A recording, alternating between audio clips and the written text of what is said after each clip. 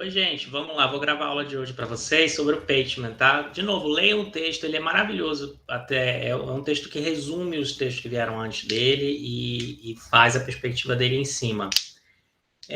Vou recuperar um pouco a discussão no primeiro capítulo, que é quando ele faz o resumo dos autores anteriores que a gente leu, o Schumpeter e o Dow, e a gente vai olhar os grifos, que o texto tem os grifos dele já, que são muito úteis para a gente seguir o raciocínio do Pateman. O Pateman é atual, tá? Ele é bem recente, o Schumpeter e o Dow são mais antigos. O Schumpeter é da primeira metade do século XX, o Dow é entre os anos 50 e os anos 80, início dos anos 90, foi a época que ele mais escreveu, o Dow. O Pateman é anos 80 para frente, tá? Como vocês viram, as discussões sobre teoria democrática, a gente começa com as teorias contemporâneas de democracia, tá? Que a gente chama de teorias contemporâneas. As teorias modernas de democracia são aquelas do Rousseau, né? Começa com Rousseau a história, viu? E depois tem o Stuart Mill e alguns outros que o Pateman cita, mas a ideia toda é que a caracterização que o Schumpeter faz do... Deixa eu desligar essa luz aqui, vai fazer muito barulho. A ideia toda que o Schumpeter faz, né, a caracterização que ele faz do que ele chama dos teóricos modernos da democracia, é aquela caracterização que mostra eles como pessoas que não estão ligadas com a realidade, né? Que o indivíduo não se comporta da maneira como Rousseau quer que ele se comporte, espera que ele se comporte, e que por isso a gente tem que pensar uma outra forma de teorizar sobre a democracia. Percebam que essas teorias, a gente começou lá de cima discutindo do ponto de vista muito prático, né, o que é eleições, o que é o conceito de democracia no Schumpeter. Vamos pegar os grifos aqui, que o Pateman segue até melhor que eu, raciocínio em alguns pontos. Deixa eu abrir aqui. Primeiro capítulo dele, ó. Então, a coisa toda começa com Michels. Michels e o Mosca, o Gaetano Mosca, são teóricos italianos sobre a política, não sobre a democracia, tá? E aí, basicamente, o Michels e o Mosca, que são famosos pela teoria elitista da política, eles basicamente trabalham em cima do ponto de que o indivíduo não é interessado em política, existe um problema de coordenação inerente ao processo político, que quer dizer que para você fazer política, você precisa ter liderança, e são as lideranças, na verdade, que fazem a política, porque existe um problema de coordenação aí. Se está todo mundo preso numa sala fechada, essa sala começa a pegar fogo, tem um indivíduo que vai chegar lá e vai falar, não, vamos sair primeiro as mulheres e as crianças, e isso resolve o problema de coordenação, né? O elitismo, ele resolve o problema de coordenação na política. Na prática, a gente nunca tem uma política que é feita por todos, mas ela é feita por uma elite, e essa elite é que filtra as opções políticas e o resto da população adere, né, a uma elite, a outra elite que está em disputa no plano maior, tá? Vamos ver aqui, ó. Quando ele começa a falar do Michels e do... E aí, a partir desses caras que o Schumpeter vai trabalhar. O Schumpeter pega a teoria elitista, que diz que essa coisa são as elites que fazem a política, não é o povo, né, não é a massa, e transforma isso numa discussão sobre democracia a partir da ideia de que, ok, vamos pegar essa teoria do elitismo político e ver como é que ele funciona nas eleições. Né? A democracia do Schumpeter nada mais é, a teoria democrática dele, do que a teoria elitista do Mosca e do Michels aplicado ao processo eleitoral. Né? Numa discussão mais geral sobre a teoria elitista, a gente está falando sobre qualquer organização política, né? Os estados no meio internacional, um partido político internamente, a sociedade como um todo. Do ponto de vista da teoria do Schumpeter, a gente já está discutindo eleições. Para o Schumpeter, elites disputam votos. É isso que qualifica as eleições. Né? Tá aqui, ó. Ponto de partida da análise Schumpeter é um ataque à noção da teoria democrática enquanto uma teoria de meios e fins. Democracia, afirma ele, é uma teoria dissociada de quaisquer ideais ou fins. A teoria do Schumpeter é uma teoria procedimental. Ele não está preocupado com o resultado da democracia. Ele está preocupado com o fato de que a democracia se estrutura através de um processo, independente do resultado que isso vai gerar. A democracia é um método político, ou seja, trata-se de um determinado arranjo institucional para se chegar a decisões políticas. É um tipo de arranjo procedimental para produzir decisões políticas. Não importam que decisões sejam essas para o Schumpeter, tá? aquele arranjo institucional para se chegar a decisões políticas no qual os indivíduos adquirem o poder de decidir, utilizando para isso uma luta competitiva pelo voto do povo. A definição do Schumpeter. Na teoria do Schumpeter, os únicos meios de participação abertos ao cidadão são o voto para o líder e a discussão. Ou seja, para o Schumpeter, o único papel do povo, né, é escolher o líder, através do voto no sistema democrático, que é um pouco a coisa do elitismo que ele traz do Michels e do Mosca. Então, esse é o papel do povo. A gente vai ver que o Dow também vai nessa perspectiva procedimental, só que ele vai além no sentido de que, ok, mas para isso funcionar, a gente precisa de algumas características institucionais que permitam a formulação de preferências, a expressão de preferências e a influência do povo nas decisões de governo, né? Então, ele desce um pouquinho mais do papel do povo, no sentido de que, ok, mas para funcionar esse processo de escolha de elites, você pode pensar em características estruturais do sistema democrático que possibilitam o exercício da democracia. O Schumpeter não está muito preocupado com isso, ele só estrutura a coisa como uma lógica de economia política onde elites disputam votos.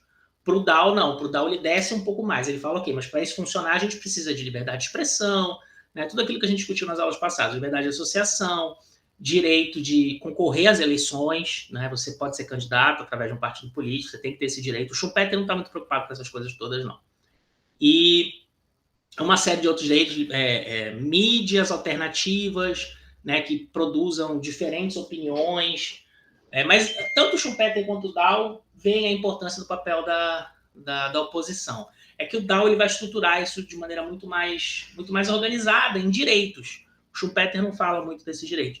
E aí, ao fazer isso, o Dow consegue perceber um papel para o eleitor, no sentido de que, quando você cria esses direitos, o eleitor passa a participar da disputa política.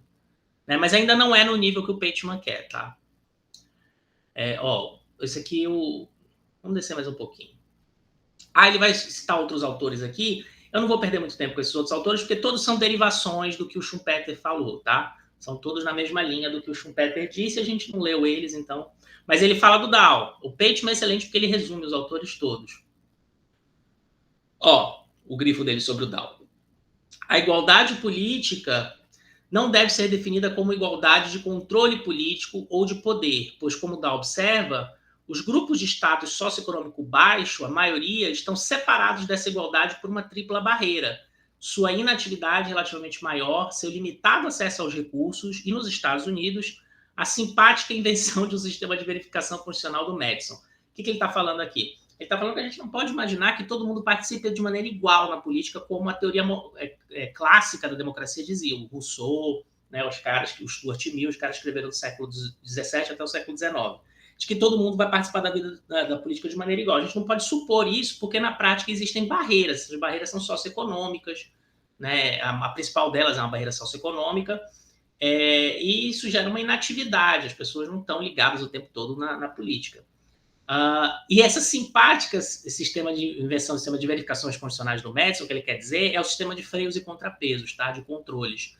No sistema madisoniano de democracia, e a gente estudou isso em constitucional, você não tem a vontade da maioria expressa de maneira pura, né? O que você tem é uma série de freios e contrapesos. O Senado não é eleito pela maioria da população, né? A própria Câmara dos Deputados tem uma série de distorções ali que impedem que ela represente efetivamente a maior parte da população, né? Enfim, tem uma série de distorções institucionais lá. No Brasil também, tá? A gente tem, por exemplo, no Brasil, a gente tem um máximo de deputados que são eleitos por um estado e um mínimo. Se a gente fosse realmente distribuir o número de deputados federais na Câmara dos Deputados no Brasil de acordo com a maioria da população, a gente teria muito menos deputado eleito no Amapá e muito mais em São Paulo. Tá? A gente teria cerca de 2 ou 3 deputados federais eleitos por aqui e 90, 100 em São Paulo, né? Para representar efetivamente essa proporção populacional entre São Paulo e os estados menores. Do jeito que São Paulo elege, se não me engano, 80 e poucos deputados, e o Amapá, que é o menor dos estados, né? Amapá, Acre, né? Sergipe, estados muito pequenos, elegem 8, que é o mínimo que são eleitos. Isso cria uma distorção. Ou seja, tem uma série de mecanismos aqui que distorcem a regra da maioria. É isso que ele está querendo dizer com simpática invenção do sistema de verificações. E o judiciário. né? O judiciário também ele pode ir contra a vontade da maioria. Numa teoria da democracia moderna, a igualdade política refere-se à existência do sufrágio universal como sua sanção por meio da competição eleitoral por votos e, mais importante, refere-se ao fato da igualdade de oportunidade de se ter acesso para influenciar aqueles que tomam decisões por meio de processos intereleitorais pelos quais diferentes grupos do eleitorado conseguem fazer com que suas reivindicações sejam ouvidas. Né? Tanto no Dow quanto no Schumpeter, a gente consegue ver um papel limitado, mas presente do eleitor, no sentido de que quando ele escolhe as elites, ele está incentivando elas a se comportarem de uma maneira que satisfaça os seus eleitores. Se os parlamentares não, né, fizerem políticas públicas que agradem ao seu eleitorado, eles perdem as eleições. Então, tem um certo efeito indireto ali de influenciar as decisões tomadas pelos políticos, mas, na prática, os políticos, né, são independentes. Inclusive, as próprias opções que são dadas para a população são feitas pelos políticos. Você não escolhe o que você quiser. Você escolhe dentro daquelas opções que lhe são ofertadas pelo sistema político, né, pelos candidatos, pelos partidos e aqueles que são viáveis. Você não decide aqui da forma como você quer, o sistema filtra isso para você. Por fim, Dow salienta um argumento a respeito dos possíveis perigos inerentes a um aumento da participação do homem comum. A atividade política constitui um pré-requisito da poliarquia, mas o relacionamento é algo extremamente complexo dentro dela. Os grupos de condição socioeconômica baixa apresentam menor índice de atividade política e também revelam com maior frequência as personalidades autoritárias. Essa parte aqui eu não chamei muita atenção para vocês, mas é muito interessante. Isso aparece um pouco quando a gente discutiu no Poliarquia do Dow, o fato de que ele diz que se você tem um sistema... Você lembra que vocês têm duas variáveis no Dow, né? Você tem a variável de liberalização, quando as elites políticas aderem às regras eleitorais e respeitam elas, respeitam a alternância no poder, respeitam o resultado das eleições. Isso é o aspecto de democratização da liberalização do sistema, que progride de uma ditadura para uma democracia através desse aspecto. O outro aspecto é o aumento do sufrágio, né? Quando mais pessoas entram no sistema dentro daquelas regras pré-existentes. O Dow ele é muito crítico de um sistema que começa a se democratizar pela variável de baixo, a variável do sufrágio. Por quê? Porque isso traz instabilidade. Né? O eleitor mais pobre, isso que ele está falando, os grupos de condição socioeconômica baixa, eles têm uma demanda por resultado, eles não têm um respeito ao processo tão grande. Então, se você perde as eleições, você pode partir para um retrocesso, a uma ditadura, a um populismo, porque você não liga muito para as regras, você está preocupado em ter comida na sua casa, entendeu? Assim sendo, na medida em que o aumento da atividade política traz esse grupo para a arena política, o consenso a respeito das normas pode declinar, o respeito pelas regras, declinando, por conseguinte, a poliarquia. Um aumento de taxa de participação, portanto, poderia representar um perigo para a estabilidade democrática. Né? É um pouco essa coisa do elitismo também. Muita gente traz dificuldades para o sistema porque ele não consegue absorver as demandas muito rapidamente. Né? E aí o respeito pelas regras democráticas cai. Aí tem esse outro cara aqui que eu não vou me bater muito com ele. O Sartori é muito conhecido no Brasil, tá? Ele é muito usado para discutir parlamentarismo no Brasil. Mas ele é basicamente uma extensão dos argumentos do Dow, que é melhor o Dow, tá? O Sartori ele não é tão preciso. Então não vou perder muito tempo com ele, tá? E nem com o Eckstein que ele fala aqui. Mas tem essa discussão um pouco sobre esse paradoxo da inclusão das pessoas no sistema que traz a estabilidade.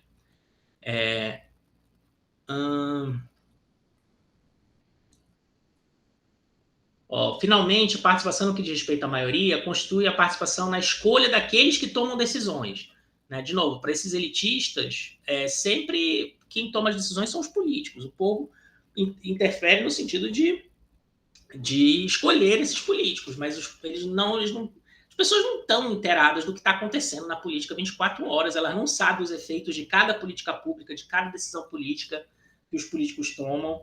E não tem como saber, você não tem como esperar essa população. Nem os políticos, até os políticos têm dificuldade de entender o resultado das escolhas que eles fazem no futuro próximo ou no médio prazo, ao varar o eleitor. Tá? O que o eleitor quer é comida na mesa, né, desenvolvimento econômico e algumas outras pautas, né, de sociais que ele está atento, mas ele está atento assim, muito mais em grandes efeitos, né, do país. E ele não sabe nem dizer quem é o responsável direito.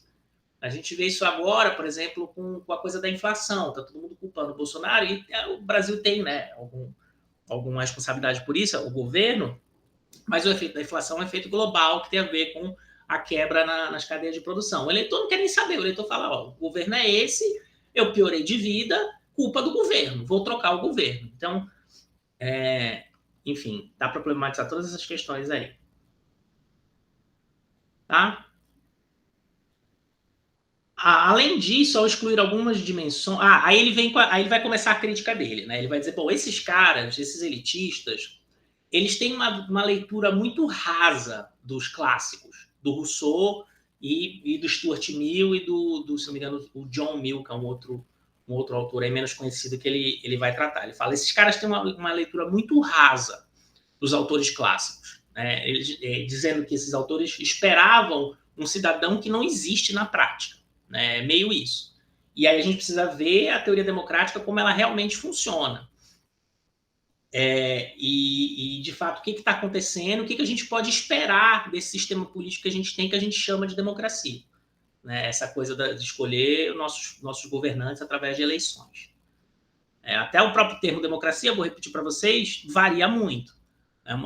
Os italianos, as cidades-estados italianas do século XV chamavam Veneza, Gênova, chamavam seu sistema de democrático. Hoje em dia, se a gente olhasse para aquilo ali, não tem nada de democracia, né? Uma mini burguesia elite que escolhe suas lideranças e escolhe através do sorteio, não tem nada a ver com eleição.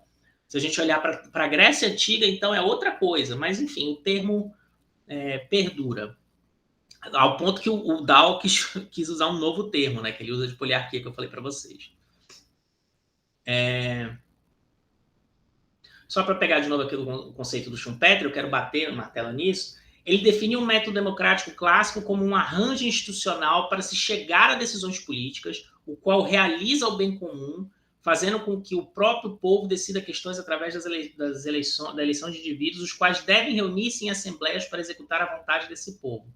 Né? Não é disso que se trata. Tá? O Schumpeter não acha que necessariamente que vai se executar o bem comum, a vontade geral, nada disso. Né? Mas, enfim, a definição dele de democracia é que é um processo. Tá? Um processo onde elites disputam o voto e aqueles que vencem as eleições assumem o poder e implementam políticas públicas. Isso periodicamente se renova e a oposição sempre está presente no seu papel de tentar ser governo, né? De tentar vencer as próximas eleições e faz isso através de críticas ao governo atual.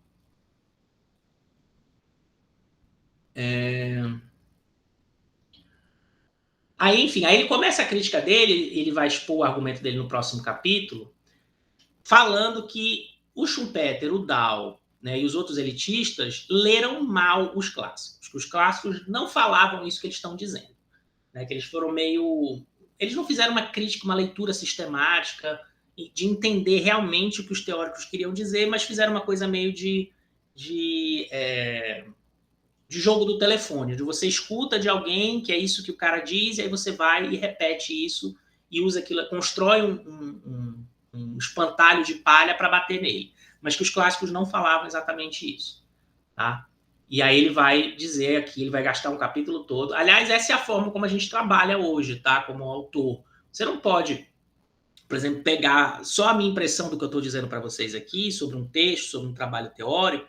Se vocês vão fazer um trabalho teórico, vocês têm que ler o autor e tentar tirar dali as suas próprias impressões e ir a fundo no argumento da pessoa para entender realmente como ele construiu o argumento dele.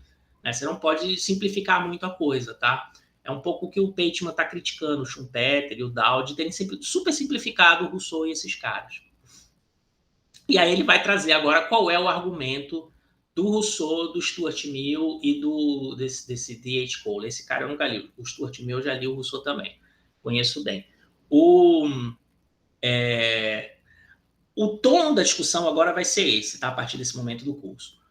Vai ser esse debate entre procedimentalistas, que não foram embora, tá? Continuam aí. Aliás, eu me considero muito mais um procedimentalista do que esses caras que vão discutir a qualidade do eleitor.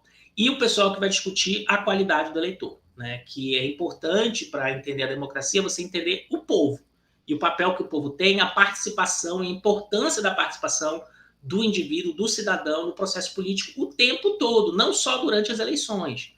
Né? O Schumpeter e o Dow, eles vão dizer, olha, não dá para a gente ficar teorizando, pesquisando, fazendo pesquisa, ou querendo entender a democracia, sonhando que o eleitor está participando da política o tempo todo, como Rousseau queria. Isso não acontece na prática. As pessoas não estão envolvidas com a política. 99% da população não está. A gente tem que entender como as coisas funcionam na prática e a gente tem que focar nas elites políticas para entender como as coisas funcionam na prática e saber o que a democracia pode fazer e os limites da democracia. Essa galera aqui, que a gente vai começar a estudar agora, eles vão pegar um outro enfoque. Eles vão dizer, não, existe sim um papel pro eleitor durante todo o processo político. E quanto mais a gente fomentar esse papel do eleitor, melhor é a democracia. Quanto mais o eleitor participa, quanto mais a população participa da política, melhor é o sistema democrático, tá? E aí você pode pesquisar a democracia tanto para um lado, tanto para o outro. Não é uma teoria que está certa e a outra que está errada, uma que está mais certa que a outra, não. Depende muito da tua agenda de perspectiva de pesquisa e da tua perspectiva de pesquisa. O interessante é perceber que as reformas que uma linha teórica propõe para problemas de democracia são completamente diferentes das reformas que uma outra linha propõe. Caras como o Pateman, por exemplo, que falam de participação, vão querer aumentar os canais de participação. Então, toda essa agenda de conselhos, Conselho da Educação, Conselho de Saúde, com participação da sociedade civil, né, Conselho do Meio Ambiente, o CONAMA, que está em discussão agora, porque o Bolsonaro tem... O Conselho do CONAMA tinha 90 e poucos conselheiros. O CONAMA é o que decide as regras de meio ambiente, tá, no Brasil. O principal órgão regulamentador de questões ambientais no Brasil é o CONAMA.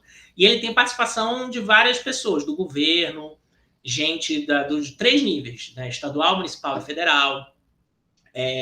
Tem participação de Ministério Público, tem participação da sociedade civil muito, tem participação dos empresários, né, do meio empresarial, dentro desse conselho. E aí o Bolsonaro agora, recentemente, ano passado, na verdade, cortou o número de conselheiros de 90 e pouco para 23 e tirou toda a participação da sociedade civil do conselho. Né? Aí, recentemente, agora a Rosa Weber deu uma liminar cassando essa decisão para trazer de novo os conselheiros da sociedade civil para dentro do conselho do CONAMA, dentro dessa perspectiva de que da Constituição, não quero entrar na coisa do direito, mas essa perspectiva de que é importante ter, né, a participação de todos os setores dentro da formulação da política pública de proteção ao meio ambiente, em particular dos ambientalistas também. Então, esse tipo de reforma que essa galera aqui, tipo o Pateman, vai propor quando você quer melhorar a democracia. Você tem que aumentar os canais de participação. Inclusive no judiciário, tem um autor que é o Vanderlei dos Reis, Santos dos Reis, se não me engano, o nome completo dele, porque tem o Vanderlei Guilherme dos Santos. São 2 Vanderleis. E aí, depois quando a gente tiver aula, eu trago o nome dele, ele vai estudar isso no judiciário, por exemplo. Que quanto mais canais de participação tiverem no Poder Judiciário, melhor. Né? Quanto mais estruturas onde a sociedade civil participa da luta pelos direitos através do Poder Judiciário, isso melhora a democracia como um todo. Tá? Para essa galera aqui do elitismo, Schumpeter, Dow e tal, isso não resolve nada e pode até piorar. Porque quanto mais você aumenta os canais de participação, mais você aumenta o poder das minorias afetarem o sistema político. E quando eu digo minorias, eu não quero dizer ONG só e galera dos direitos humanos, esse pessoal bonitinho. Minorias eu quero dizer assim, a FEBRABAN, bancos. Né? Por quê? Porque são quem tem mais recurso. Então, toda vez que você cria um canal de participação, você está dando espaço para quem tem recurso político, recurso financeiro, recurso econômico, interferir no processo político. Enquanto que os políticos eleitos, eles foram eleitos pelo voto. Então, querendo ou não, todo mundo tem um peso igual na escolha dos políticos através das eleições. O meu voto vale a mesma coisa do voto do Antônio Hermínio de Moraes. Né? Mesma coisa que vale o voto da família Alcolumbre aqui no estado do Amapá, porque o meu voto é igual de todo mundo. Quando você abre um canal de participação que dá espaço para a minoria, você abre um espaço para interferência, né, de forças políticas sociais que não necessariamente são dentro dessa visão idealizada que o Pateman e o Rousseau, esses caras têm sobre a sociedade civil. Né? Então, tem uma disputa aí, tá, de reformas sobre o sistema democrático. O que é melhor para reformar? Caras tipo Dow, o que eles vão propor em termos de reforma vai afetar diretamente a disputa eleitoral. Vai afetar recurso de financiamento de campanha, financiamento para partidos políticos pequenos, para tentar aumentar assim, a representação nas eleições, o fim do financiamento privado para que o dinheiro não interfira tanto nas campanhas políticas, para minimizar a desigualdade no processo eleitoral. Então, essa galera que está preocupada com a democracia como um procedimento vai focar nas eleições como uma forma de melhorar a democracia de um país, torná-la mais representativa, né? Torná-la mais accountable, mais possível de ser fiscalizada pela população de um modo geral. Enquanto que esses caras aqui vão procurar criar novos canais de participação que não o canal democrático. Mas vamos ver onde é que eles chegam nisso, olhando aqui o Pateman, tá? Ele vai começar retomando o Rousseau. Aqui no final, ele já começa a crítica que ele vai fazer no capítulo 2, retomando os autores aqui. Aí ele menciona que para o Bentham Mill, não é Bentham Mill, James Mill. Para o James Mill e para o Jeremy Bentham, que são dois utilitaristas do século XIX, o cidadão, o indivíduo, ele tem um papel contínuo no processo político, não só nas eleições, no sentido de resistir e oferecer uma espécie de controle social para o poder político. Por quê? Porque se os governantes, as elites políticas que estão no governo, forem muito longe, né, naquilo que eles querem fazer, em detrimento do interesse da população, essa população pode resistir, fazer protesto, né, ir para a rua, e isso tem um efeito de controlar a elite política não só nas eleições, mas durante o processo como um todo. Tá? Então, só nisso já é uma vantagem. Mas eles não estão interessados só nesse aspecto de controlar a elite política que o povo pode ter. Eles estão interessados nos aspectos positivos de participação efetiva mesmo na política que o povo pode ter. E aí, para justificar isso, eles vão olhar para o Rousseau e para o John Stuart Mill, que são os caras mais positivos em relação à participação do povo na política. O Bentham e esse outro Mill aqui, que ninguém praticamente lê esse cara, o James Mill, eles vão simplesmente falar do papel de controle que o povo pode ter sobre a elite política, e não do papel propositivo de formulação de política pública, né, de efetiva participação na política que o povo pode ter. É nesse segundo papel que ele está interessado. Tá? Então, vamos começar aqui. Ó. Toda a teoria política de Rousseau apoia-se na participação individual de cada cidadão no processo político, de tomada de decisão, e, em sua teoria, a participação é bem mais do que um complemento protetor de uma série de arranjos institucionais. Ela também provoca um efeito psicológico sobre aqueles que participam. Deixa eu ir no banheiro rapidinho, já volto.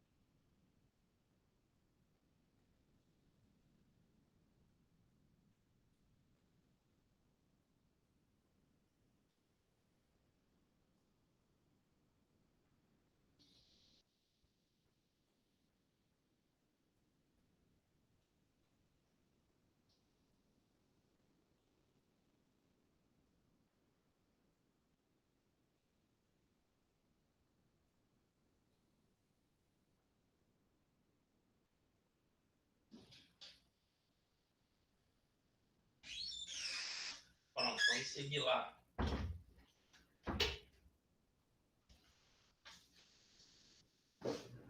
Né? Participação é bem mais do que um complemento protetor de uma série de arranjos institucionais. Ela também provoca um efeito psicológico sobre aqueles que participam, assegurando uma inter-relação contínua entre o funcionamento das instituições e as qualidades e atitudes psicológicas dos indivíduos que interagem dentro delas. Então, para o Rousseau, participar da política não é algo que beneficia apenas as instituições ou apenas o resultado das políticas que as instituições produzem. Ela beneficia o indivíduo, né? A vivência cívica, participar da vida pública, né? Se interessar pela política, é algo que faz bem para o psicológico do indivíduo, e não só faz bem para o psicológico, é positivo do ponto de vista normativo mesmo. Tá? O Rousseau tem um olhar normativo sobre isso. Mas também conecta o indivíduo com o todo social. Né? Enquanto que o indivíduo que não participa da política, ele está simplesmente sujeito à sociabilização do mercado, né? Que é uma sociabilização que explora o indivíduo, que não faz o indivíduo perceber que ele está conectado com uma lógica política maior, enfim. Ele fica muito refém da lógica do mercado e da lógica da família, de outras instituições que não conectam ele com essa lógica republicana que o Rousseau espera que exista. Então tem um efeito positivo, tanto para o indivíduo quando ele participa da política, né, que se torna uma pessoa melhor, do ponto de vista do Rousseau, quanto para as instituições políticas. Em primeiro lugar, Rousseau afirmava que certas condições econômicas eram necessárias para um sistema participativo. E aí começa o problema. Porque para a pessoa participar da política, ela precisa estar livre do ponto de vista econômico. Né? Ninguém tem tempo para ficar participando da vida política se ela não tiver recurso econômico que libere ela disso. Os gregos sabiam disso, por isso que eles tinham escravos. Eles podiam passar o dia inteiro na polis discutindo política porque eles tinham escravos. Inclusive, é com base nesse tipo de fundamentação que, por muito tempo, existiu o voto censitário no mundo inteiro. As pessoas que não tinham um determinado nível de recursos financeiros não podiam votar nem concorrer às eleições. Com base nesse tipo de lógica que o analfabeto não podia votar no Brasil, ou que a mulher não podia votar no Brasil. Você tinha que ter um certo tipo de cidadão qualificado para participar na vida pública, para permitir que ele efetivamente participasse da vida pública. Então, tem muita crítica sobre esse tipo de perspectiva que está preocupada em qualificar o tipo de cidadão que a gente quer, porque eles restringem a participação no mercado eleitoral, tá? Crítica dos elitistas. Mas, enfim, é isso que o Rousseau está pensando, tá? Em primeiro lugar, certas condições econômicas eram necessárias. Como é sabido, Rousseau defendia uma sociedade formada por pequenos proprietários camponeses. Ele é um saudosista, ele é um romântico, né? O Rousseau ele é um saudosista de um mundo onde você tinha pequenos vilarejos, pequenas cidades, com 200, 300 pessoas no máximo, e aquelas pessoas trabalhavam, né, produziam aquilo que comiam na agricultura e decidiam coletivamente as suas decisões da sua cidade, naquilo que eles, nos rumos da sua vida que eles queriam tomar. Então é uma visão um pouco idílica que o Rousseau tem, tá? Ele é um grande crítico à democracia representativa, inclusive, porque ele acha que a representação é sempre uma perda. A pessoa que tem que ir lá fazer, ser ouvida por conta própria. Na hora que ela depende de um deputado, de um senador, de um representante, ela está perdendo alguma coisa nesse processo. Mas vamos seguir aqui. Sua teoria não exige igualdade absoluta, como muitas vezes se afirma, mas destaca que as diferenças existentes não deveriam conduzir à desigualdade política. Em termos ideais, deveria existir uma situação em que nenhum cidadão fosse rico o bastante para comprar o outro e em que nenhum fosse tão pobre que tivesse que se vender. O Rousseau é um grande crítico à propriedade privada, ele é um crítico do capitalismo também. Ele tem um livro inteiro que ele fala sobre a desigualdade, tá? Ele começa o livro assim, quem primeiro colocou uma estaca no chão e disse essa terra é minha, foi quem inventou a desigualdade no mundo. Antes do Marx, ele já era um grande crítico à desigualdade econômica, e para o Rousseau o ideal é não que as pessoas sejam iguais, mas, de novo, como ele coloca aqui, que nenhum cidadão fosse rico bastante para comprar o outro e nem que alguém fosse tão pobre que se sentisse obrigado a se vender para sobreviver. Uma democracia onde você tem uma situação dessas não é uma democracia, tá?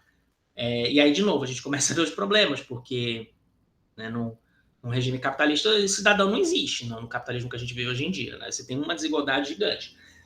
Essa galera aqui também, em termos de reformas democráticas, para eles, a redução da desigualdade é essencial para o funcionamento da democracia. Para esses caras aqui, não. Né? Não é necessário, não tem nada a ver com democracia. Quer dizer, tem um impacto... Para esses caras, se o dinheiro está interferindo no processo eleitoral, isso é um problema. Agora, o fato de ter gente rica e ter gente pobre, para eles não é um problema tão grande. Para esses caras aqui é essencial você ter um povo igual economicamente, ou enfim, não tão desiguais para você ter uma democracia funcionando. Então, aqui você começa a ter um conceito de democracia que está ligado com renda. Aqui não. Aqui democracia não tem nada a ver com a renda dos cidadãos. Aqui tem. Quanto mais desigual, pior a democracia. Aqui, quanto mais desigual, não faz nenhum efeito na democracia, não faz a menor diferença na democracia. Faz diferença se o dinheiro está afetando o processo eleitoral, se está interferindo no processo eleitoral e na opinião pública, esse tipo de coisa. Que óbvio que vai, né? Se você tem uma sociedade desigual, quem tem mais dinheiro vai influenciar mais nas questões políticas no processo eleitoral. Mas se você quiser melhorar a democracia, aqui você vai restringir o impacto que o dinheiro tem no sistema eleitoral, no sistema democrático. Aqui, se você quer resolver o problema da democracia, você tem que resolver o problema da renda, tá? Para o Rousseau e para esses caras aqui. E a exigência vital seria de que todo homem possuísse alguma propriedade, o mais sagrado dos direitos do cidadão, pois a segurança e a independência que ela confere ao indivíduo constituem a base necessária sobre a qual repousam sua igualdade e sua independência políticas. Sem independência econômica, você não tem independência política. Esse é o argumento. Se existissem tais condições, os cidadãos poderiam agrupar-se enquanto indivíduos iguais e independentes, mas Rousseau também queria que a relação entre eles fosse de interdependência, algo necessário para preservar a igualdade e a independência. Não é uma independência do indivíduo que é um indivíduo isolado socialmente. Ele tem o dinheiro dele, a família dele, a propriedade dele, ele não precisa se preocupar com as razões de Estado. Não. Para o Rousseau não é assim. Para o Rousseau, a pessoa tem que ter independência justamente para ela ter liberdade para participar da vida política e da vida social. Ela não pode se isolar, né? Como o liberalismo clássico fala que o indivíduo, né, pode sozinho se virar sem precisar do Estado. Este argumento não é tão paradoxal quanto parece. Para mim é um pouco. Porque a situação participativa é tal que cada cidadão seria impotente para realizar qualquer coisa sem a cooperação de todos os outros ou da maioria. Então você precisaria do coletivo e, portanto, você participaria da política porque você precisa tomar decisões coletivas. Né? Sem decisões coletivas você não consegue resolver nada sozinho. Mas você não pode estar numa situação onde você está completamente dependente economicamente, da sua sobrevivência está sob risco, porque você está numa dependência econômica. Tá? É um meio campo difícil do Rousseau. Você não pode ser tão rico e tão livre ao ponto de você não precisar engajar na sociedade, mas você também não pode ser tão pobre e miserável que você não consegue... você vende o seu voto, você é manipulado facilmente pelas elites políticas, porque você... né, depende para comer no dia seguinte de um determinado político, de um determinado coronel, coisas desse tipo, tá? Cada cidadão estaria, como coloca Rousseau, em uma excessiva dependência da polis. O contrato social, como uma elaboração da ideia de que as leis e não os homens devem governar, mas uma formulação ainda melhor do papel da participação, é a de que os homens devem ser governados pela lógica da operação da situação política que eles mesmos criaram. Os mesmos cidadãos que fazem as leis no Rousseau são os cidadãos que vão obedecer às leis depois. Então, você está fazendo leis para si mesmo no Rousseau. Por isso que é uma coisa bem idealizada. Porque para os gregos também. Para os gregos, como o cidadão grego ele participava dos cargos representativos através do sorteio e era renovado constantemente, todo ano tinha um sorteio novo. Em um ano você era deputado, no ano seguinte você tinha que obedecer às leis que você criou porque você não era mais deputado. Então, tem uma dinâmica aí que você está se dando leis a si mesmo, que é uma coisa kantiana, inclusive, tá? Para o Kant, a maioridade do homem vem quando ele passa a se dar leis a si próprio e não a obedecer leis que lhe são impostas, por exemplo, pela igreja, né? Sem nenhum tipo de questionamento. O Rousseau e o Kant são muito próximos nesse período. Em outros termos, a única política a ser aceita por todos é aquela em que os benefícios e encargos são igualmente compartilhados. O processo de participação assegura que a igualdade política seja efetivada nas assembleias em que as decisões são tomadas. A lei emergiu do processo participatório e é a lei e não os homens que governam as ações individuais, que é a coisa do republicanismo, tá? Super republicano isso aqui. Quem governa são as leis e não os homens. Né? E todo mundo tem que obedecer à lei. Rousseau considera que a situação ideal para a tomada de decisões seria que não contasse com a presença de grupos e organizados apenas indivíduos. Né? Para o Rousseau, ele tem uma visão idealizada que os indivíduos participam sozinhos, sem a intermediação de nenhum tipo de grupo social, de associação, de organização, de partido político. E é isso justamente que traz tudo isso que, né, esse republicanismo, esse efeito psicológico no indivíduo. Tem toda uma literatura que a gente possivelmente eu vou tentar passar para vocês mais na frente que critica isso aqui, porque não existe participação sem representação. Todo ato de participar na vida política, você está representando um coletivo de pessoas. Quando você fala em praça pública, quando você fala no instrumento, no veículo de imprensa, no jornal, você está fazendo uma voz falando em nome de um coletivo. E nesse sentido, você está representando. Não existe isso de todo mundo participar a partir da sua própria vontade. É uma coisa muito idealizada do Rousseau mesmo. Mas, enfim, esse efeito psicológico, de fato, existe. Né? Quando você tem os indivíduos participando da sua vida política coletiva, isso traz uma consciência republicana, cívica, uma cultura cívica mesmo, para as pessoas. Isso é uma crítica, todo mundo que estuda cultura política brasileira critica muito, né, o brasileiro, porque a gente não tem isso aqui de uma maneira muito bem desenvolvida, comparando com outros países, como Inglaterra, como Estados Unidos. Mesmo os Estados Unidos, que é um país super desigual, você tem uma cultura, e que tem instituições políticas péssimas, aliás, comparando com a gente, inclusive, instituições eleitorais muito, muito arcaicas, muito complicadas, mas do ponto de vista da cultura política, né, eles, costuma-se dizer, eles são muito mais desenvolvidos, entre aspas, tá? No sentido de que eles participam muito mais da vida coletiva deles, fazendo protestos, participando mesmo ativamente da política. Né? Enquanto o brasileiro, ele tem uma relação de hierarquia muito mais forte, onde você depende de alguém, onde você respeita a autoridade em vez de questionar e lutar contra a autoridade. Né? Lá fora, não. Em alguns nos chamados países centrais do capitalismo central, você tem uma cultura de luta muito mais forte. Tá? Vamos seguir aqui. A análise da operação do sistema participativo de Rousseau esclarece 2 pontos. Em primeiro lugar, que para Rousseau a participação acontece na tomada de decisões. Em segundo lugar, que ela constitui, como nas teorias do governo representativo, um modo de proteger os interesses privados e de assegurar o bom governo. Essa segunda parte já estava nos outros autores que ele analisa no capítulo anterior. Isso de proteger os indivíduos da ação arbitrária do governo, assegurando, assim, um bom governo, ou seja, um governo que não imponha decisões que afetem os seus interesses privados, é um efeito disso. Mas o primeiro efeito é o que ele quer chamar mais atenção aqui, que é isso de que o cidadão está participando do processo de tomada de decisão o tempo todo. Né? Enquanto que no sistema, na análise dos elitistas, o cidadão não está fazendo isso. O cidadão ele escolhe os políticos depois vão tomar as decisões. Aqui a principal variável é saber se a instituição é ou não participativa, pois a função central da participação, na teoria de Rousseau, é educativa, considerando o termo como educação no seu sentido mais amplo, de educação cívica, republicana mesmo. O sistema ideal de Rousseau é concebido para desenvolver uma ação responsável, individual e social e política como resultado do processo participativo. Os indivíduos que estão engajados nisso aqui, eles aprendem, né, no sentido de educação mesmo, a serem responsáveis pelas decisões que eles tomam e tomar decisões que depois vão afetar a eles próprios. E, nesse sentido, você se conecta com o todo da polis.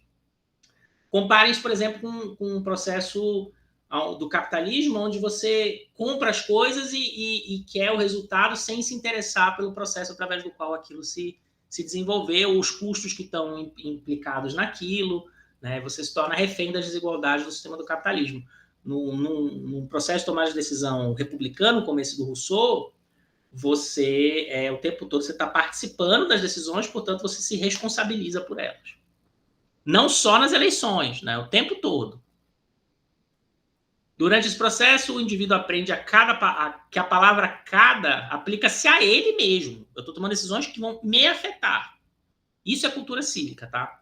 O que vale dizer é que ele tem que levar em consideração assuntos bem mais abrangentes do que os seus próprios e imediatos interesses privados, caso queira a cooperação dos outros. Como você está envolvido no processo político, você tem que negociar, você tem que sair de si mesmo e pensar no outro. Esse processo também te obriga a pensar na situação do outro, né? E o que o outro precisa, até onde o outro vai, o que eu quero, o que o outro quer, se a gente consegue chegar no meio termo.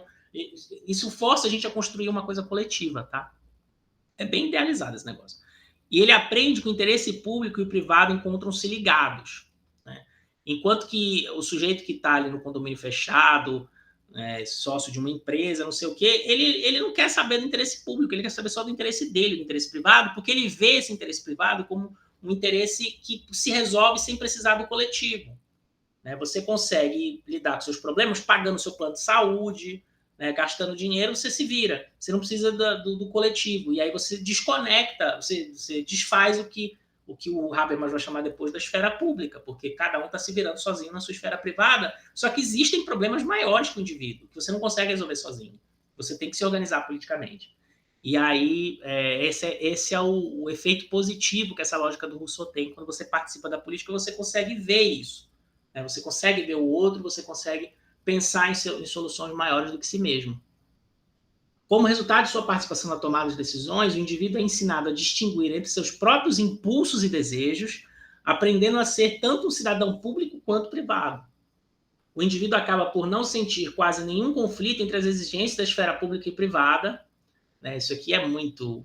Óbvio que vai ter conflito, né? As decisões que você toma, muitas vezes, vão ser prejudiciais para você, mas beneficiais para o todo. Vide meio ambiente, né? Toda a discussão sobre carvão nos Estados Unidos, por exemplo, onde a população que quer continuar trabalhando em minas de carvão, porque trabalharam a vida inteira, foram empregados a vida inteira, né, fazendo isso, agora estão vendo a ameaça de fechar as minas de carvão deles, eles perderem esse recurso, não só os indivíduos, mas os estados que vivem disso, vivem dos impostos, né, do carvão, veem que uma demanda pública está indo em conflito com o interesse privado deles. As coisas não se resolvem assim, não, também. Mas, de fato, você pelo menos enxerga isso, você enxerga esses conflitos distributivos, né, quando você faz essa exigência de participação na política. Quanto mais o cidadão participa, mais ele se torna capacitado para fazê-lo. Outro aspecto do papel da participação na teoria de Rousseau é a estreita ligação entre participação e controle. Existe um mecanismo de controle aqui nos elitistas, que é a eleição. E é a suposição, que pode ser testada empiricamente ou não, e tem várias pesquisas que trabalham em cima disso, que os políticos, como para se elegerem, eles precisam dos votos, para conseguir os votos, eles têm que fazer políticas públicas que agradem os seus eleitores. Então, ali você tem um mecanismo de controle, porque se o político não fizer aquilo que agrada os eleitores, ou que, pior, prejudique os eleitores dele, ele perde a eleição. Então, existe um incentivo ali para uma relação de controle muito específica, né? O que o Pateman está pensando aqui com o Rousseau é algo muito mais intenso que isso, tá? O tempo todo o indivíduo está ali fiscalizando e participando das decisões que ele vai obedecer no final das contas. Aqui em cima. Participação e controle, né? A coisa da obediência, liberdade e obediência à lei que alguém prescreve a si mesmo. Isso aqui é Kant, tá? Totalmente. E Rousseau também. Tanto a sensação de liberdade do indivíduo quanto sua liberdade efetiva aumentam com sua participação na tomada de decisões, porque tal participação dá a ele um grau bem real de controle sobre o curso de sua vida e sobre a estrutura do meio em que vive. Para Rousseau, a participação pode aumentar o valor da liberdade para o indivíduo, capacitando-o a permanecer como seu próprio senhor. Você é seu próprio senhor porque você está se dando leis a si mesmo, leis que vão te limitar, mas são leis às quais você teve um papel na participação de sua formulação. Tá? Então, são limitações que você está se dando. Não é livre no sentido puramente liberal, onde eu faço o que eu quero, né? O bunda lelê.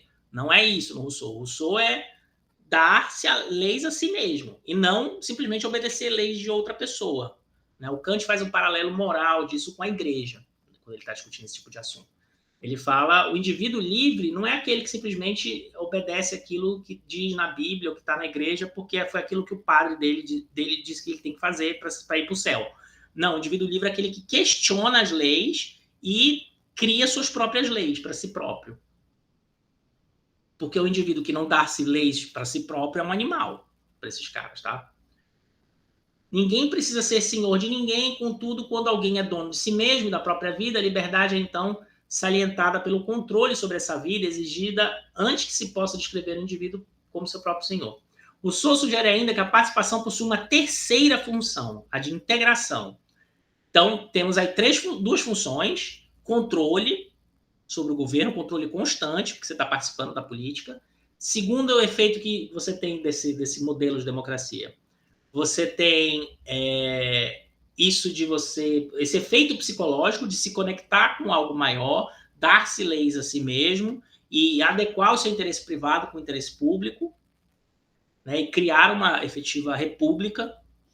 E terceiro efeito, o efeito da integração. Ela fornece a sensação de que cada cidadão isolado pertence a uma comunidade. Você se sente brasileiro, você se sente americano, você se sente, né, você se sente europeu, você se sente pertencente àquela comunidade porque você está participando das decisões que ela toma. O indivíduo que não participa, ele não se sente das decisões que aquela comunidade está tomando, ele não se sente membro dela, ele se sente oprimido por ela no limite até. Né? Se você pensar assim, palestinos em Israel, eles não participam de forma alguma das decisões que Israel toma. Então, eles estão sendo oprimidos no limite por aquilo, tá? Quanto mais você participa daquele processo, mais você se sente integrado àquela comunidade. Isso gera um efeito de cultura política, um efeito sociológico, de você se sentir brasileiro, sentir. Isso gera um efeito positivo em termos de tecido social. Né? Para usar um jargão da economia, você gera um bem público, que é pertencer àquela comunidade. Né? Você não só tem um efeito psicológico em você, mas isso faz com que você assuma responsabilidades, que você não haja de maneira egoísta, né? Que você se responsabilize pelo outro, pelos outros cidadãos brasileiros. Tem uma série de efeitos positivos disso aqui do ponto de vista da cultura política, tá?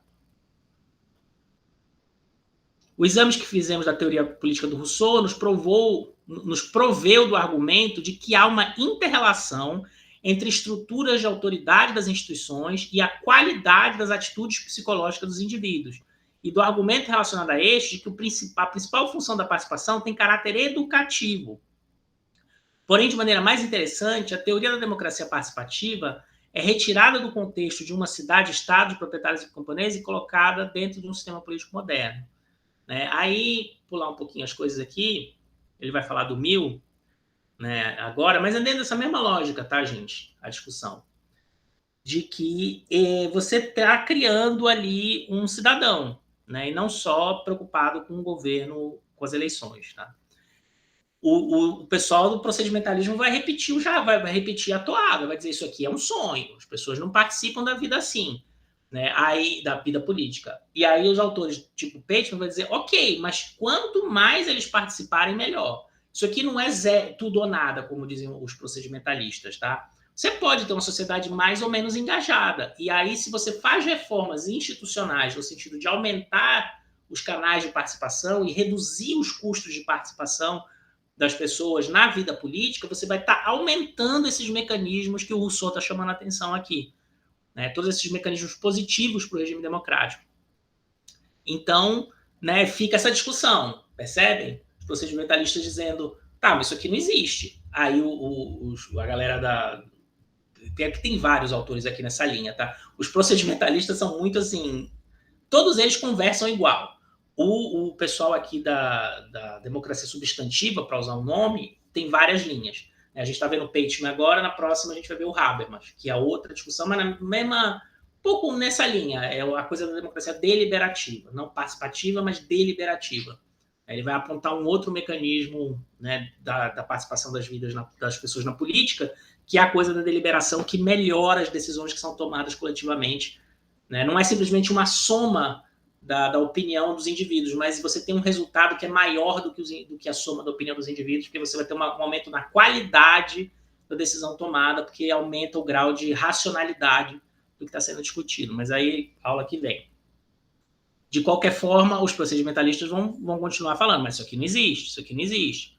E aí, né? Aí eles vão dizer aqui, tudo bem, mas não é que não existe, mas existe em graus diferentes e a gente pode aumentar isso. E quando você aumenta esses canais de participação, você melhora a qualidade da democracia porque você engaja esses mecanismos que o Rousseau e o Stuart Mill também vai fazer menção no capítulo, que é essas coisas que a gente discutiu já aqui, tá? Mill encara a função educativa da participação quase nos mesmos termos que Rousseau. Quando o indivíduo se ocupa somente de seus assuntos privados, argumenta, e não participa das questões públicas, sua autoestima é afetada. Assim como permanecem sem desenvolvimento suas capacidades para uma ação pública responsável. Mill argumenta que de nada servem o sufrágio universal e a participação no governo nacional, as eleições, se o indivíduo não foi preparado para essa participação a um nível local. É neste nível que ele aprende a se autogovernar. Esse tipo de argumento, essa literatura, gente, são muito mobilizada pelos autoritários também, viu? Tem que ter cuidado, porque o que eles vão dizer? Não dá para esse povo votar, não dá para esse povo participar da política. Por quê? Porque esse povo é pobre, é analfabeto, não tem educação, tem verme na barriga. E eles usam isso aqui, os autoritários, como uma justificativa para reduzir os canais de representação democráticos. Reduzir o sufrágio, né? reduzir a democracia. Tá? É engraçado, porque esses argumentos foram criados pelos democráticos mais revolucionários que tem. Os teóricos democráticos mais revolucionários, que são Rousseau, Mill e os atuais, que querem aumentar a participação, aumentar a educação do povo, reduzir a desigualdade, justamente para engajar esses mecanismos positivos para a democracia que esses autores apontam. Mas aí você tem a galera autoritária que pega para dizer isso aqui não tem, então a gente não pode deixar as pessoas participarem da vida política. Por muito tempo, isso aqui foi usado como justificação para impedir o voto, a extensão do sufrágio, né? Para os negros, para os analfabetos, para as mulheres, para uma série de grupos e minorias que se dizia essas pessoas não podem votar, essas pessoas não podem concorrer à eleição porque elas são burras, elas são pobres, não têm cultura, é um povo sem cultura, sabe? Esse tipo de argumento que vocês escutam no táxi. São os argumentos da galera mais... Eles pegaram os argumentos do pessoal mais revolucionário do ponto de vista democrático e mobilizaram isso para fazer um argumento autoritário. É por isso que os teóricos mais elitistas, eles não gostam muito desses argumentos também. Né? Porque, então, se você não tem isso, você não pode ter democracia? Enfim. Mas não é essa a ideia, tá? A ideia é de que não. Que essas coisas a gente luta para aumentar. E aí, quanto mais você tiver redução da desigualdade, tiver participação das pessoas na vida política, melhor as coisas ficam. Não quer dizer que porque você não tem esse mundo ideal, que você não vai rejeitar todo o resto, né? Que você vai rejeitar as eleições e tudo. Tá? Mas tem um pouco essa linha de discussão nesse ponto, tá? Vamos botar aqui, ó. Mill rejeita o argumento de Rousseau de que para a participação efetiva é necessária a igualdade política. Mill implicitamente também faz uso de uma definição de participação diferente da de Rousseau, pois ele não pensava que mesmo os representantes eleitos deveriam legislar, mas apenas aceitar ou rejeitar a legislação preparada por uma comissão especial indicada pela coroa. Enfim, são variações do mesmo argumento, tá? Mill atribui um especial relevo à função integrativa da participação. Diz que, através da discussão política, um indivíduo torna-se conscientemente um membro da grande comunidade. E que, sempre que ele tiver algo para fazer pelo público, tornar-se capaz de sentir que não apenas o seu bem-estar depende do bem-estar comum, mas que este depende do seu empenho. Você precisa lutar pelo bem-estar comum para melhorar o seu bem-estar individual. Mill achava que formas cooperativas de organização industrial conduziriam a uma transformação moral dos que nela tomavam parte. Também pensava que elas seriam mais produtivas, embora isso se devesse em parte à transformação. Tem várias experiências democráticas no século XIX engraçadas com isso aqui. Nos Estados Unidos, em particular, né, empresários mesmo que criavam cooperativas, distribuíam os lucros pelos empregados, engajavam eles em formas democráticas nas suas organizações sociais. É um exemplo que me vem à cabeça agora, mas eu sei que tem vários. É aquele cara que inventou aquele cereal Quaker, que tem aquele Quaker na capa, carinha com um chapéuzinho preto. Ele era um Quaker empresário e tal, mas que criou uma coisa de comunidade. Alguns até partiram por coisas de pansexualismo e tal, aquelas coisas de culto mesmo, tá? Mas que eram cooperativas industriais, cooperativas agrícolas. Eu acho que o Quaker era um deles, ele tinha uma coisa de liberdade sexual na comunidade dele. Enfim, isso é um pouco muito inspirado pelo Mill nesse período. Enfim, a variação é uma variação do argumento do Rousseau, tá? Para que seja possível tal participação no local de trabalho, a relação da autoridade na indústria teria que transformar-se da habitual relação de superioridade e subordinação, né, o chefe e o empregado, em uma de cooperação ou de igualdade. Esses caras têm uma visão tão assim idílica do capitalismo, porque o capitalismo estava nascendo, eles não sabiam para que lado que a coisa ia. Né, das grandes corporações, das grandes empresas que não tem nem dono mais, né, são sócios, que associações anônimas e tal, não tem. Isso aqui não existe mais, praticamente. A não ser em pequenas dinâmicas, pequenas agriculturas, pequenas comunidades, pequenos agricultores, cooperativas, esse tipo de coisa, isso ainda existe. Mas, assim, do ponto de vista do funcionamento da economia mundial, isso aqui não funciona. Os grifos aqui não são meus, esses grifos, tá? A economia solidária, né? Enfim, aí a galera, os procedimentalistas vão dizer, tá, mas isso aqui não existe. A sociedade pode ser vista, mas a esquerda toma muita inspiração nessas coisas, tá? Essa coisa toda de economia solidária, tudo isso daí é inspirado nesses caras, né? No Stuart Mill, no Rousseau. A sociedade pode ser vista enquanto um conjunto de vários sistemas políticos cujas estruturas de autoridade têm um efeito importante sobre a qualidade das atitudes psicológicas dos indivíduos que interagem dentro delas. Assim, para o funcionamento de uma política democrática a nível nacional, as qualidades necessárias aos indivíduos somente podem se desenvolver por meio da democratização das estruturas de autoridade em todos os sistemas políticos internos ao sistema político maior. Isso aqui tem a ver com democratização dos meios de produção, tá? No limite. Por isso que eu falo que é uma agenda de esquerda bem revolucionária. O próprio Dow fala um pouco disso no último livro dele, no Democracia e Seus Críticos. Ele tem uma agenda de vamos democratizar as demais estruturas sociais, né? Vamos trazer a ideia do voto e da participação para dentro das empresas, para dentro das associações, para dentro das igrejas, para tentar aprofundar a democracia para dentro de uma sociedade. Sociedades muito hierarquizadas, como é o Brasil, inclusive, né, a coisa do você sabe com quem você está falando, dificulta isso aqui, porque tem uma lógica de autoridade, não uma lógica de igualdade dentro das estruturas sociais. Quem tem essa perspectiva aqui são muitos sociólogos, tá? Tem até uma divisão de trabalho um pouco no Brasil sobre isso. Os cientistas políticos ficam com essa parte aqui e os sociólogos ficam com essa parte aqui, de entender essas dinâmicas internas de uma sociedade, da cultura política dela, e a partir daí fazer conexões com a democracia. Tá? Não sei quanto tempo já foi, deixa eu olhar aqui. Eu nem vi a hora que começou. Mas, enfim, vamos olhar mais um pouquinho aqui do texto. Mas vocês já entenderam a dinâmica. Eu quero que vocês entendam a discussão teórica que vai alimentar as propostas de reforma da democracia de um lado e de outro. Quais são as propostas que vão sair, né, os diagnósticos de uma democracia, de um país, e as propostas de reformulação e desafios de uma democracia a partir dessas teorias, dessas diferentes teorias. Enfim, seguindo esse argumento, tá?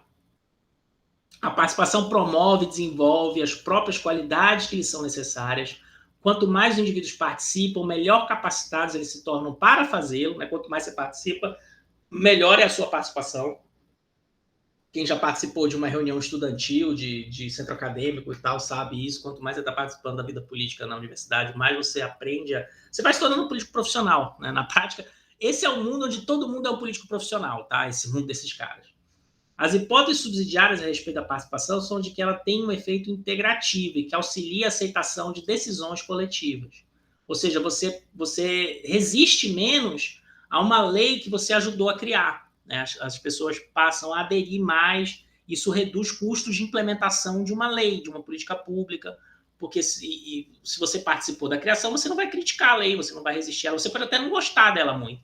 Mas se você ajudou a criar, entendeu quais foram as escolhas feitas no momento da sua criação, você não vai reclamar tanto. Ao invés de que, se você simplesmente a coisa cai na sua cabeça do dia para a noite, você vai reclamar. Ó, para que exista uma forma de governo democrática, é necessária a existência de uma sociedade participativa.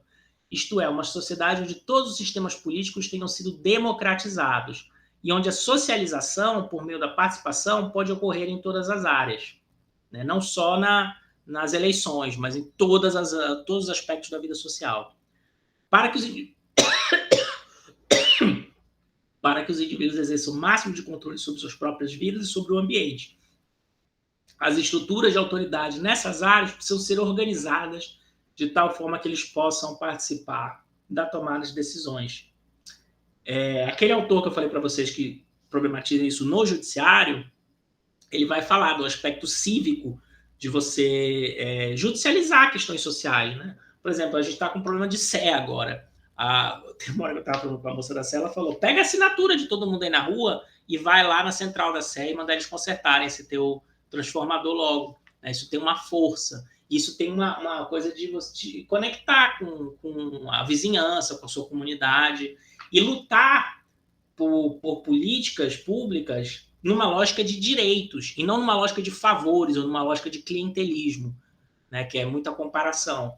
Quando você tem que pedir um favor para alguém para resolver o seu problema, um político, uma autoridade, e você se coloca numa relação de hierárquica com aquela pessoa, ou seja, aquela pessoa está te fazendo um favor, você está você tá se suprimindo, você está reduzindo a democracia. Se você vai junto um monte de gente e vai reivindicar aquilo como um direito seu, você está aumentando o nível de republicanismo na sociedade. Enfim, é essa a discussão, tá? Tá bom? Acho que deu para entender. Esse texto é muito bom porque ele resume o argumento do Dow, do Schumpeter, que a gente estudou. Ele ainda coloca mais alguns autores nesse primeiro capítulo aqui. Então, se vocês não conseguiram ler outra coisa que não tudo, leiam esse texto.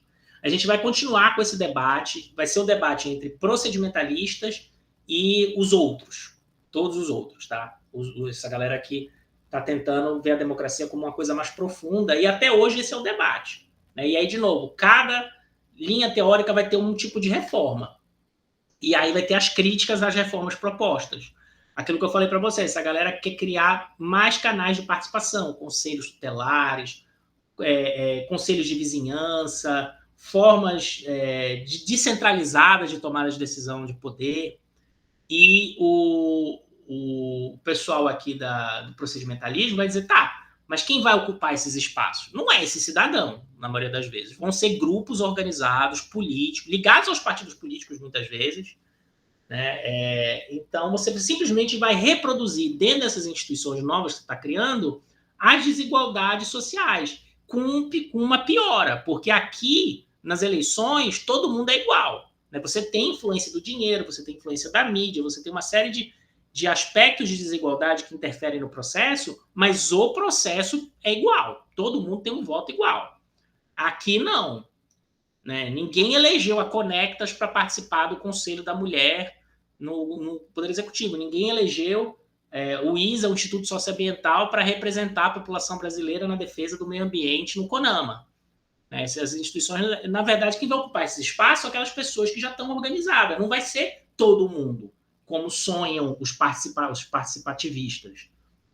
Né? Que todo mundo vai participar de alguma forma da vida social o tempo todo. Né? Então, de novo, vai ser essa a discussão sobre desafios da democracia, né? Que é o tema da nossa aula. E cada lado vai propor uma reforma.